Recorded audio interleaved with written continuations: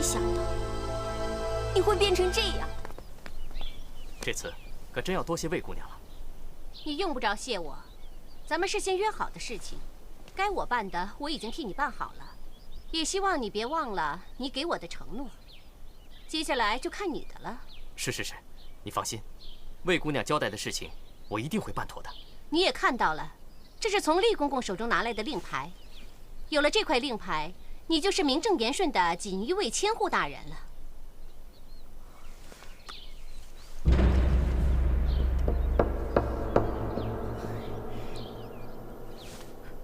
多谢魏姑娘。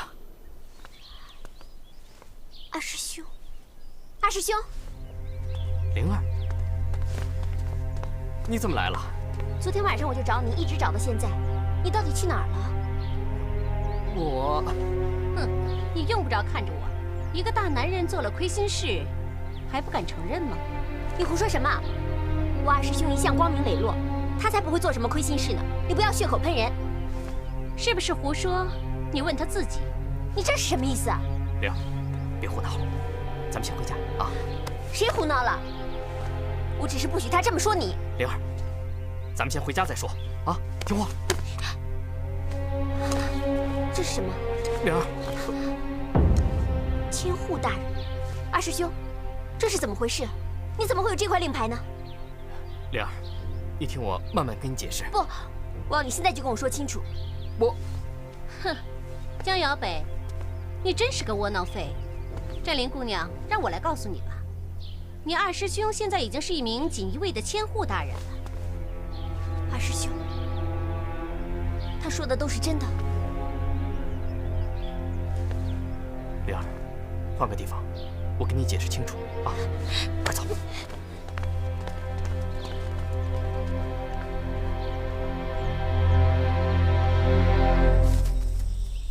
你说清楚，为什么？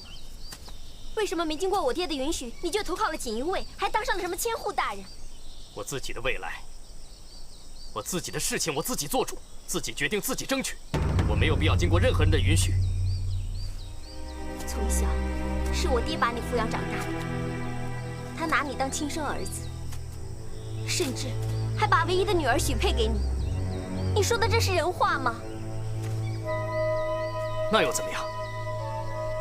他如果真的拿我当亲儿子一样对待，他就应该知道我心里究竟想要什么。从小到大，我对他唯命是从，毕恭毕敬。扪心自问，我不只把他当作亲爹、师傅，他是我的神。那你还说你的事情不需要我爹允许？没错。可他是你师傅啊！我没有这样的师傅。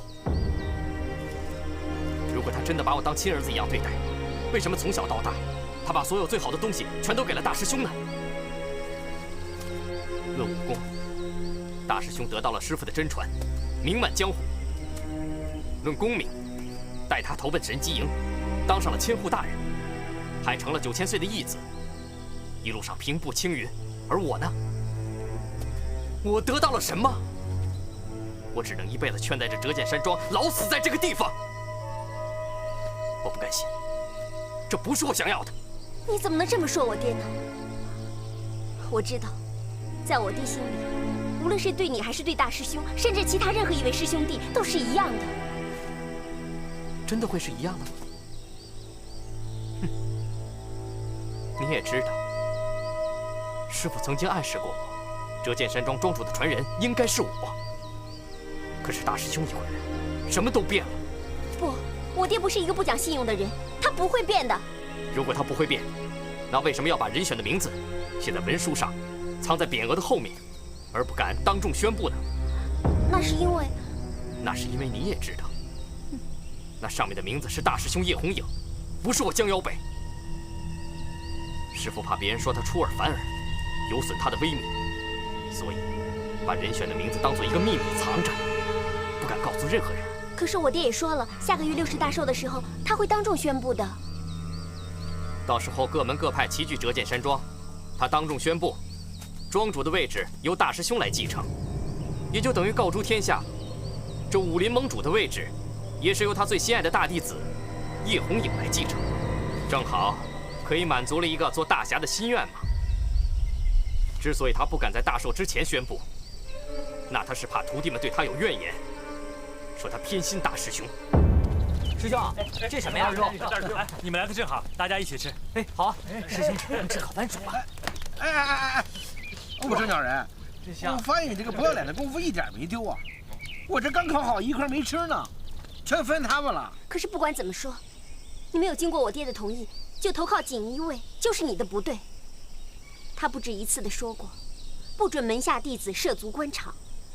如果他知道你今天的事，他肯定会大发脾气，说不定还会把你逐出师门的。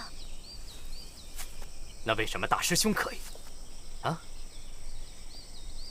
我顾不了那么多了，我要功成名就，我要扬名立万，我不能什么都没有。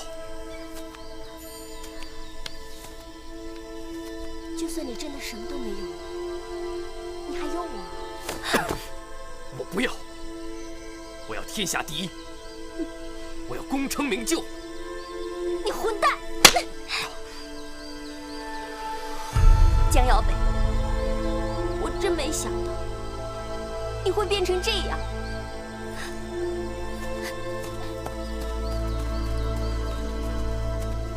还不赶快去追？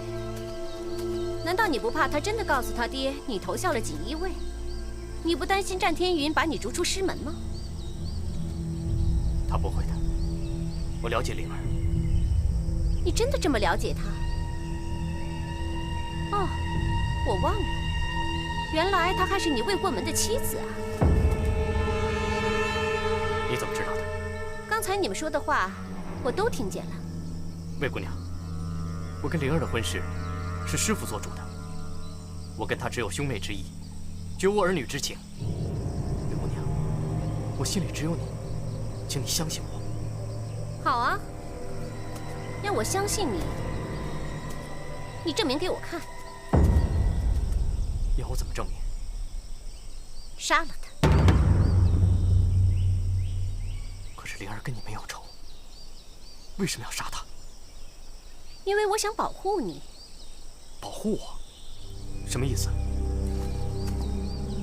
你想啊，如果战天云的女儿把你当上千户大人的事告诉了他爹，虽然我不知道后果会怎么样，但是你一定很清楚。不会的，灵儿不会这么做的。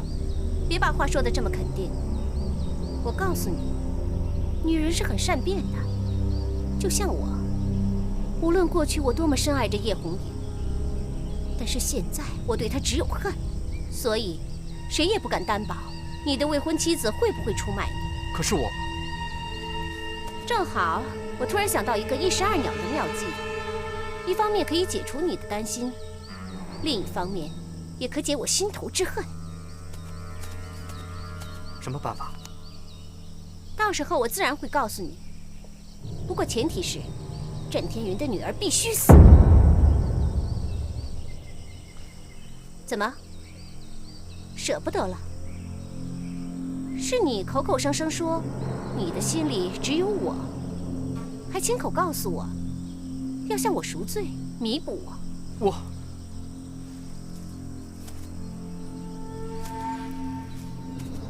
考虑清楚，我和他之间，你只能选择一个。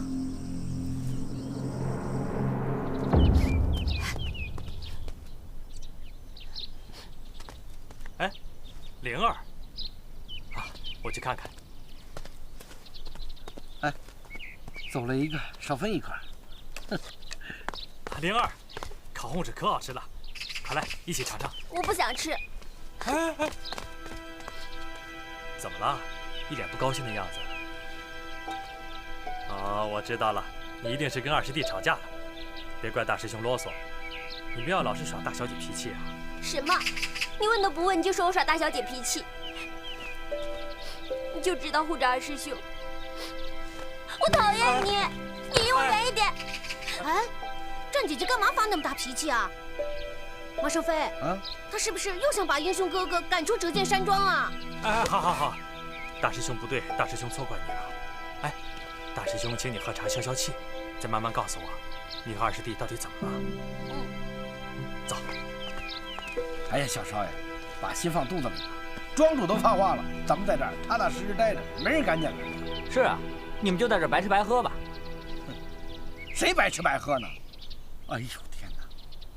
那么烫的白薯，你不嚼就往下咽啊？放心吧，灵儿，有机会的话，我会找二师弟跟他说清楚。我根本就不想当什么庄主，我有自知之明。你看我现在愣头愣脑的样子，更何况师傅他老人家也不会放心把这么大的折剑山庄交给我呀。